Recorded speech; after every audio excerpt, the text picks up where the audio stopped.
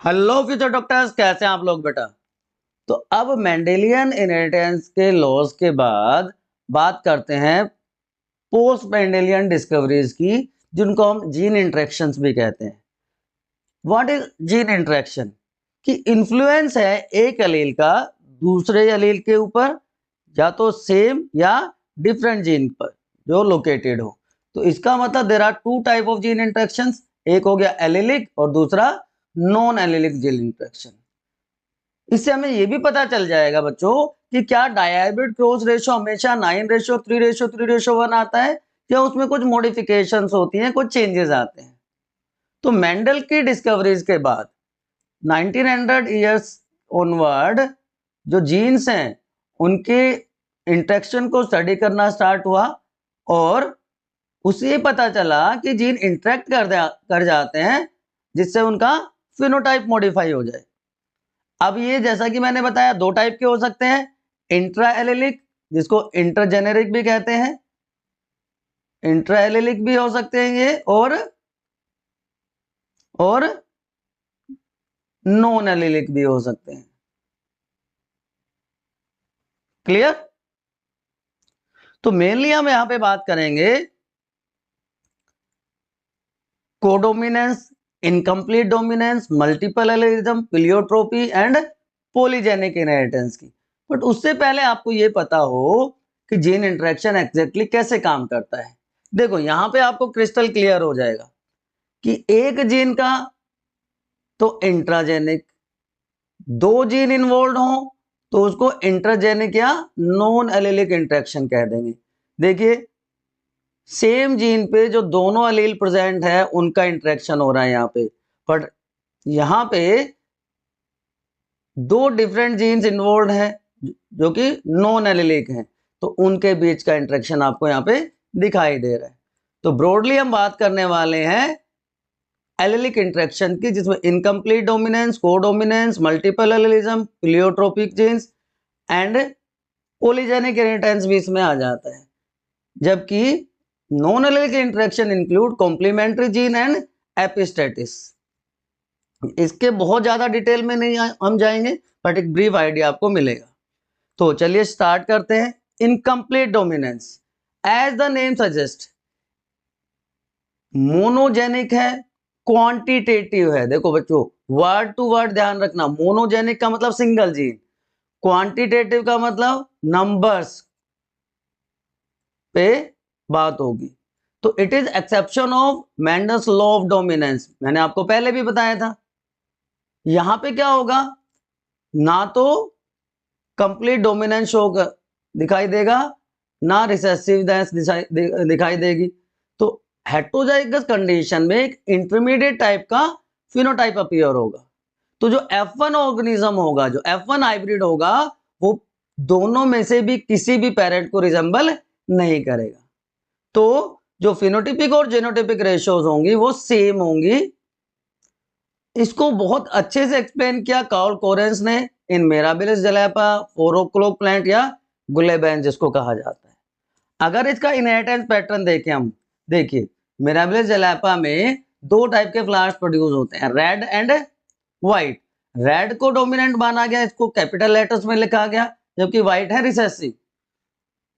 Normal inheritance pattern में क्या होता है बच्चों कि यहाँ पे गैमेट फॉर्मेशन होती, कैपिटल आर इधर से बनता रेड के लिए, स्मॉल आर बनता व्हाइट के लिए, और F1 जनरेशन में सारे के सारे हेटेरोजाइगस कैसे होते, रेड होते।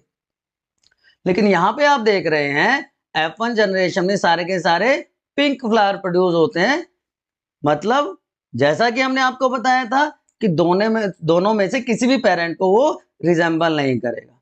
Selfing of F1 organisms will produce three type of flowers: red homozygous dominant, pink heterozygous dominant and white heterozygous। अब आप देखेंगे ये तीनों के तीनों हेटेरोजाइगस हैं, इसमें रिसेसिव का कोई इफेक्ट ही नहीं दिखाई दे रहा।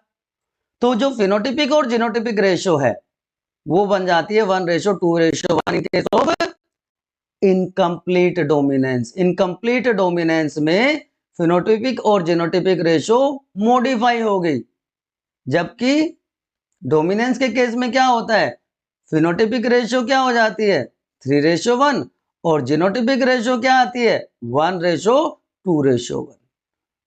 तो जो एनसीईआरटी का जो एग्जांपल है एज इट इज आपको यहाँ पे दिखाई दे रहा है, रेड व्हाइट क्रॉस करके पिंक फ्लावर प्रोड्यूस करते हैं और F2 जनरेशन में रेशो ये आ जाती है।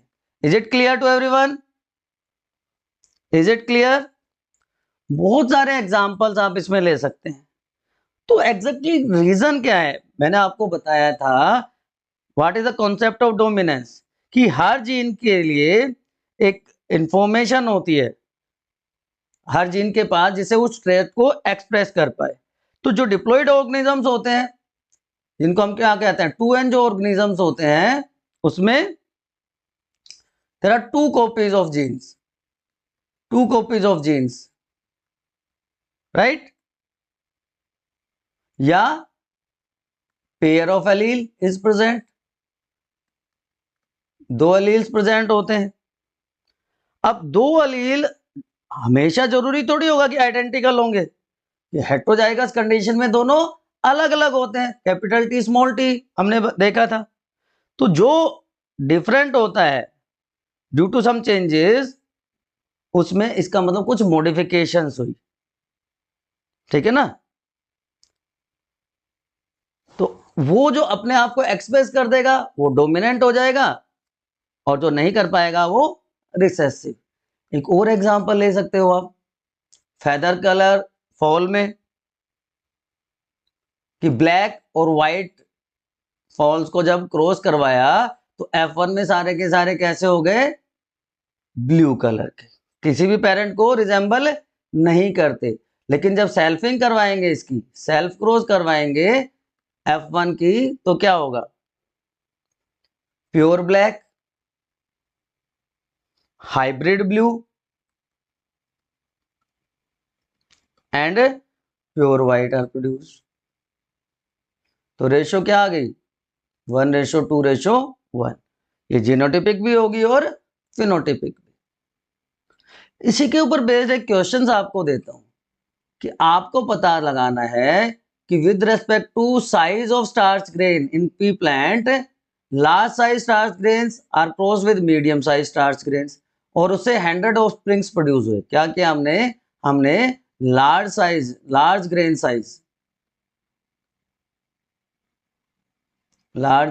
ग्रेन साइज वालों को हमने क्रॉस करवाया स्मॉल ग्रेन साइज के साथ,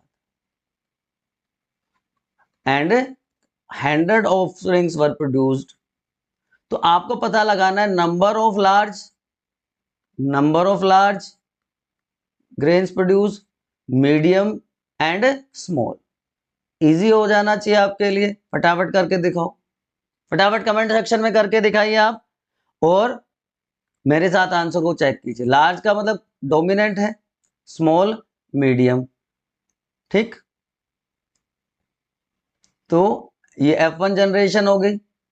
F1 जनरेशन की जब हम सेल्फिंग करवाएंगे, F1 जनरेशन की जब हम सेल्फिंग करवाएंगे तो क्या होगा, कुछ इस तरह के ऑर्गेनिजम्स प्रोड्यूस होंगे, राइट।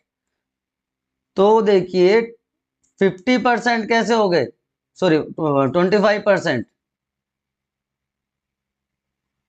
होमोजाइगस कंडीशन में, 50% हेटेरोजाइगस कंडीशन में, तो टोटल 75% लार्ज हो गए।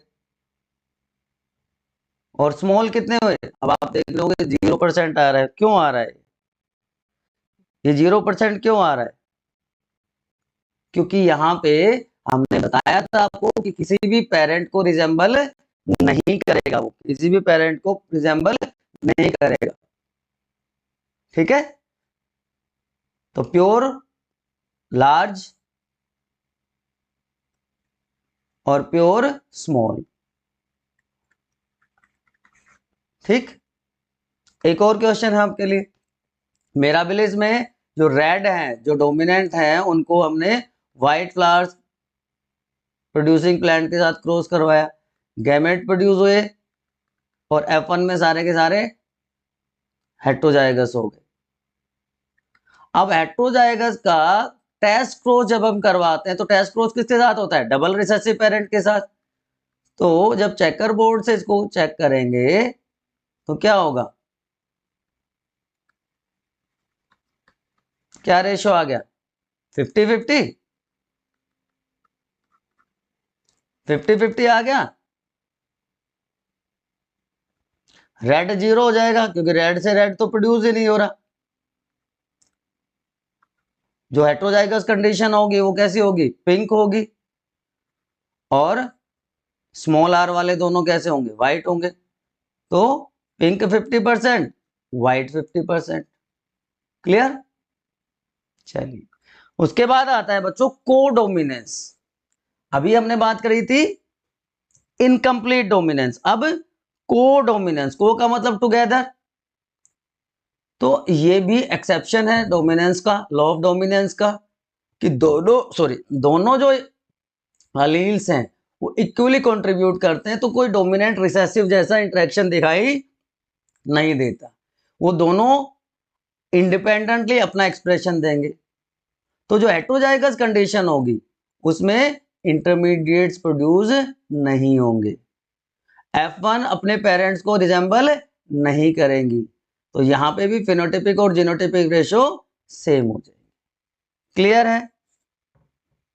इसका बेस्ट एग्जांपल क्या है? इसका बेस्ट एग्जांपल है, बताओ, blood grouping in human beings. Blood grouping in human beings, AB blood grouping in human beings. ABO blood grouping तो मल्टीपल अलील का एग्जांपल हो जाएगा, उसको हम आगे डिस्कस करेंगे। या सिकल सेल एनीमिया।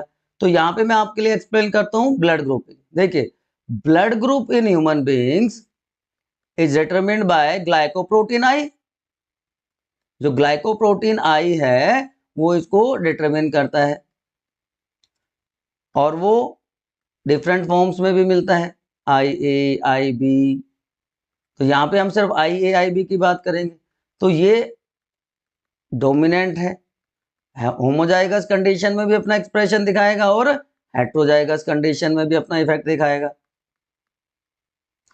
लेकिन अगर ये AB ब्लड ग्रुप है, ये ब्लड ग्रुप A हो गया, ये ब्लड ग्रुप B हो गया, लेकिन अगर ब्लड ग्रुप AB है तो दोनों इक्वली अपना एक्सप्रेशन देंगे, दोनों इक्वली अपना एक्सप्रेशन देंगे, कोई भी डोमिनेंट रिसेसिव वाला एक्सप्रेशन दिखाई नहीं देगा, क्योंकि दोनों A और B डोमिनेंट है।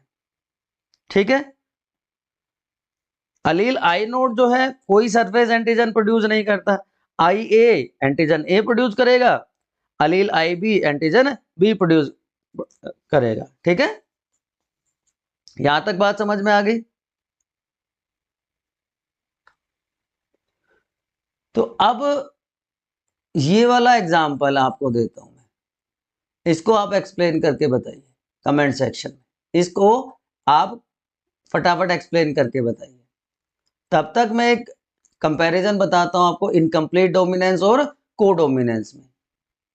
इनकम्प्लीट में क्या हुआ था? Neither of the two alleles become dominant, expression hybrid है, इंटरमीडिएट है between expression of to alleles, लेकिन यहाँ पे सिमिलरिटी है दोनों पेरेंट्स की और ब्लेंडिंग होती है यहाँ पे। एग्जाम्पल यहाँ पे मिराबिलिस था, यहाँ पे एबीओ ब्लड ग्रुप में AB ब्लड ग्रुप है या फर कलर है, और एक और बताया था मैंने, याद करो क्या बताया था। ठीक है?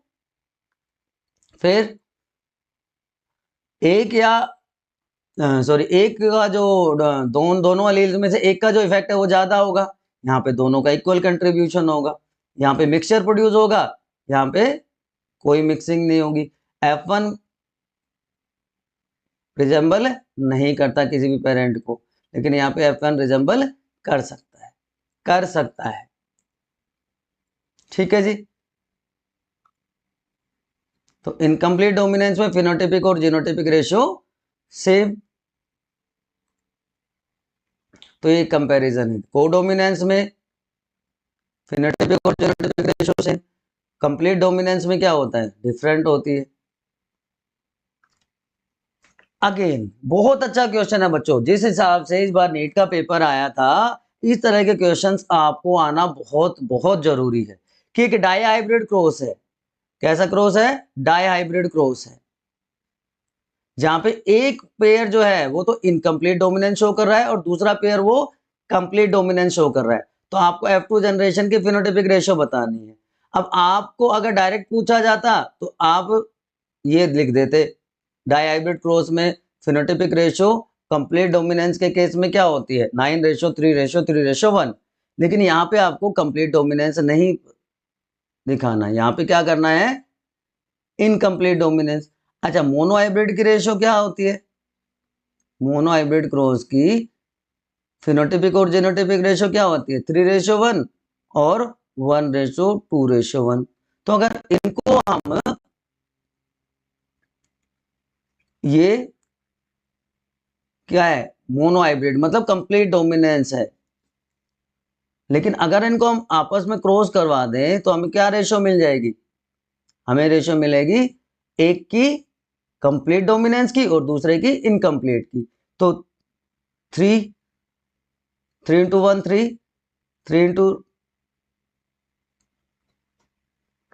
3 और 1 into 1 1, 3 into 2 6, 1 into 2 2, 1 into 3 into 1 and 1 into 1। so 3 1 6 2 3 1। ये हो जाएगी डायहाइब्रिड क्रॉस की F2 की रेशियो, अगर एक अलील कंप्लीट डोमिनेंस शो करता है और एक अलील इनकम्प्लीट डोमिनेंस शो करता है। ठीक है, this will be the ratio. ठीक है, बात समझ में आ गई? तो इसका आंसर ये हो जाएगा। आपको F2 जनरेशन की मेंडेलियन रेशियो बतानी है, जहां पे दोनों जीनोटिपिक और फिनोटिपिक रेशियो सेम हो, तो किस तरह का एक्सप्रेशन होता है? आप इसमें भी अगर आप सोचेंगे तो भाई फिर तो दिक्कत है। 1:2:1 जीनोटिपिक और phenotypic, phenotypic ratio genotypic ratio same किस में होती है? इनकम्प्लीट डोमिनेंस में, मोनो हाइब्रिड क्रॉस। बात खत्म, बात खत्म हो गई। ठीक है, अब तीसरा एग्जांपल है multiple allelism.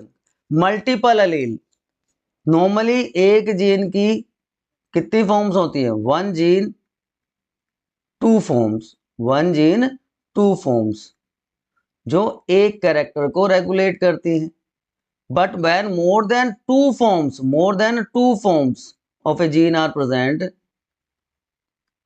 more than two alleles of a gene, then it is known as multiple alleles। ठीक है, तो ये ऐसी पॉपुलेशंस में मिलता है बच्चों जहां पे बहुत सारे वेरिएशन होते हैं जीन में। तो ऐसा ऑर्गेनिज्म जहां पे दो कॉपी हैं जीन की, वो डिप्लॉयड ऑर्गेनिज्म। अब हर ऑर्गेनिज्म में एबिलिटी है कि एक कैरेक्टर के लिए सेम टाइम पे दो एलील को एक्सप्रेस कर सके। लेकिन जब ये कंडीशन हो जाएगी, और इसका बेस्ट एग्जांपल अभी मैंने बताया था, ABO blood grouping. ABO blood grouping, AB तो किसका है? कोडोमिनेंस का। और ABO ब्लड ग्रुपिंग किसका एग्जांपल है? मल्टीपल एलिज्म का। यह कंसेप्ट दिया था कॉल लैंडस्टेनर ने, कॉल लैंडस्टेनर ने इसका कंसेप्ट दिया था। तो मैंने अभी थोड़ी देर पहले भी आपको बताया था, उन्हीं चीजों को मैं दोबारा से रिपीट करता हूं बच्चों, कि blood grouping in human beings is regulated by glycoprotein I. Glycoprotein I, और ये ग्लाइकोप्रोटीन आई तीन फॉर्म में प्रेजेंट है, IA, IB और I नोट। तो दो से ज्यादा फॉर्म हो गई एक जीन की, दो से ज्यादा एलील हो गए तो multiple allele. A and B are dominant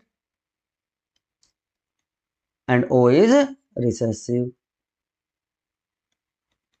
ठीक है, तो A ब्लड ग्रुप के लिए होमोजाइगस और हेटेरोजाइगस कंडीशन दोनों, B के लिए सेम, AB के लिए कोडोमिनेंट हो गया, और O डबल रिसेसिव कंडीशन में अपना इफेक्ट दिखाता है। एक क्वेश्चन और आता है इसमें से कि ABO ब्लड ग्रुप में कितने जीनोटाइप और फिनोटाइप पॉसिबल है? जीनोटाइप कितने हैं और फिनोटाइप कितने हैं? तो फिनोटाइप तो कितने हो गए? 4 हो गए। A बी, ए बी और ओ। और जीनोटाइप कितने हो गए? देखो 1 2 3 4 5 6।